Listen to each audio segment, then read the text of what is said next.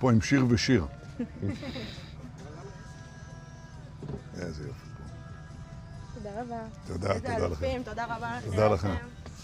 טוב, קצת לספוג שמש. תודה לכם. של מי הכלב? שלך. איזה סוג זה? כנענית, ישראלית. כנענית ישראלית, כל הכבוד. טוב, גם לה מגיע קצת. ישראלית אמיתית. יאללה, לכולכם מגיע. כן, כן. יצאתם להתעורר קצת? כן. יפה מאוד. תראה, על ירושלים, יש משהו יותר יפה מזה? אין על ירושלים. אין על ירושלים, אין, נהדר. הוא השתגע מזה. תשמע, אני זוכר את זה. אתה זוכר? קוראים לו גיא. זה היה במטוס. אוקיי, תמסרו לו דש. איזה יופי. שלום. שלום לכם. גם אתם יצאתם קצת להתעורר? כמובן שיש מרחב מוגן ובמקום כזה. מרחב מוגן, איפה את יודעת? ממש שמה, בטח. א' ב' זה לבדוק. כמה צעדים מכאן, נכון?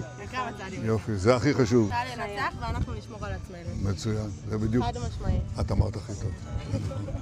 מה, הציבור מבין את העניין. אבל הנה הפרט הכי חשוב. איך קוראים לך? שיר. מה ששיר אמר, ואת? שיר גם. יש לנו שני שירים כאן. מה ששיר ושיר אמרו זה הדבר המרכזי. צריך להבין, זה דורש אורך רוח, אבל זה גם אפשר לפעמים לצאת לרוח, להתאוורר, אבל תמיד להיות ליד מרחב מוגן.